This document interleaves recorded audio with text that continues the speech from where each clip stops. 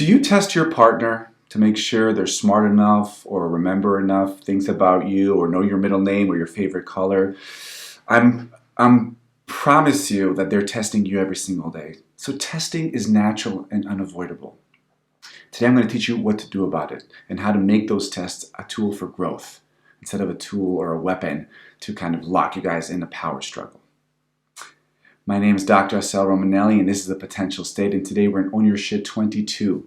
Testing your partner is natural. Just let them know. So we always test our partner.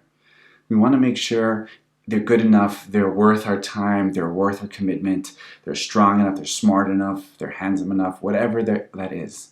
And then it's unavoidable. And it's natural, it's a defense mechanism. Anybody that comes close to us, I have to make sure that they're good, but maybe not too good or not too bad. They need to be just the right amount. Stop denying it. Okay? Sometimes we want them to succeed, right? I want them to succeed in the test because that means that she or he or they are worth it. They're smart, they're good, they gain our respect. I made a good choice. I can relax. But many times I want them to fail. Why do I want them to fail? Either because I'm angry at them and I want to belittle them, or I actually want to feel better about myself. I want to feel like I'm smarter, or like I retain more information, or I'm more sensitive or more popular.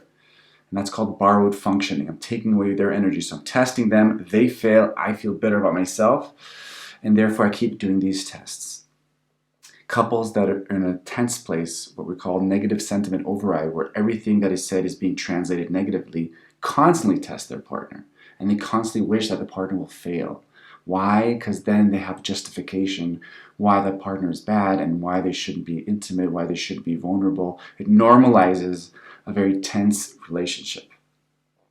And if we refer back to the episode of the spiral of wanting, testing is a form of expecting. It's a less differentiated, less aware, less verbal way of communicating. So how do you avoid testing? The answer is you don't, because you're doing it all the time. Actually, what you need to be doing, you need to be verbalizing it with a thick layer of play, because I'm reminding you, play is the lube of life. Play helps us verbalize tests and make them something that we can grow from and not just shy away from.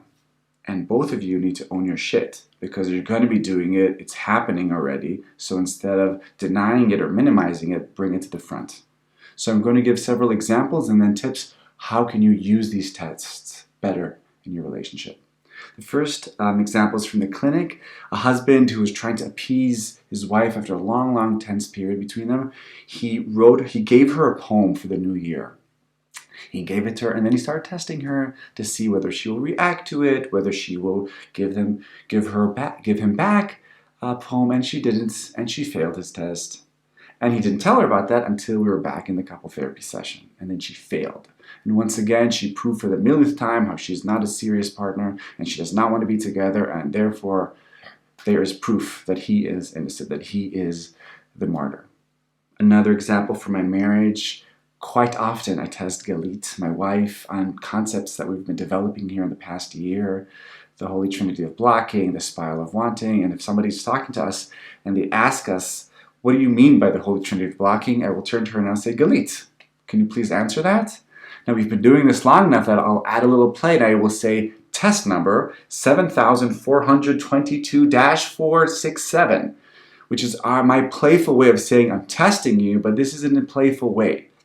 Because there is a part of me that wants to know, can she verbalize these concepts? Does she get it like I get it? And oftentimes, Gali will have a very interesting reaction to it. I'm going to describe that later in the tips.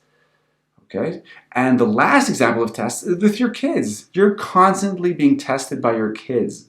Are you going to give half of the chocolate and half to the other kid? Are you going to do what you promised you're going to do? They're always testing you. And you're always testing your kids. Did they brush their teeth? You tell them, go brush your teeth. And then you peek to see, did they really brush their teeth? So testing is a natural and normal way that we do in relationships. So why are we so afraid of it in our intimate relationships? Why? So here are a few tips how you can use tests to your advantage. First of all, recognize when you test. Call yourself on it. Just like I do to Galit, on a good day, I can say, test number 7,400, or if she recognizes that I'm testing her before, she can call me on it. She can say, you are testing me number And the reason we use a very big number is we're normalizing the fact that the test will never end. It's a never-ending test. You keep having to prove yourself again and again. And it's not something bad. It's just part of life. So let's add a little play for it. Play to that, so it's just a bit more bearable.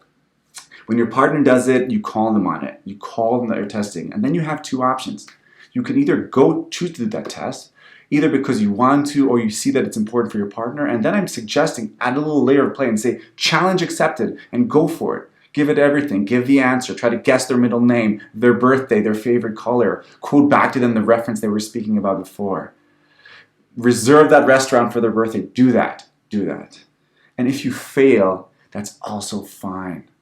You can also choose not even to do the test. You can say, I refuse to do this test, and then reflect why. Why are we doing this test? What's important for you there?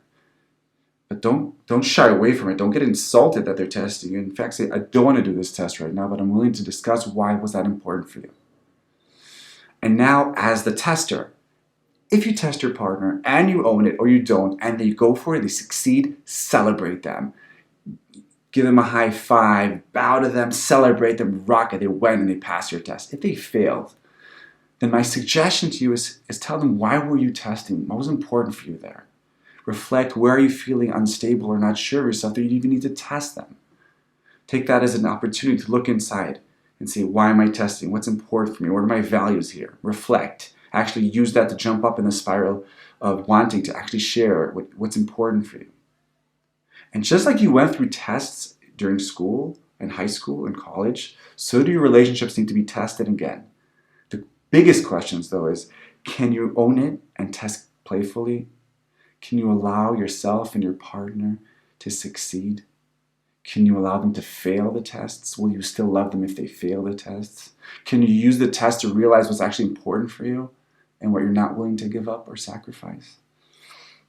And can you find other ways of feeling safe and brave so that sometimes you won't need to test them? You will just give them an automatic pass. So testing is natural. Just let your partner know. My name is Dr. Assael Romanelli, and this is The Potential State. I'll see you next time.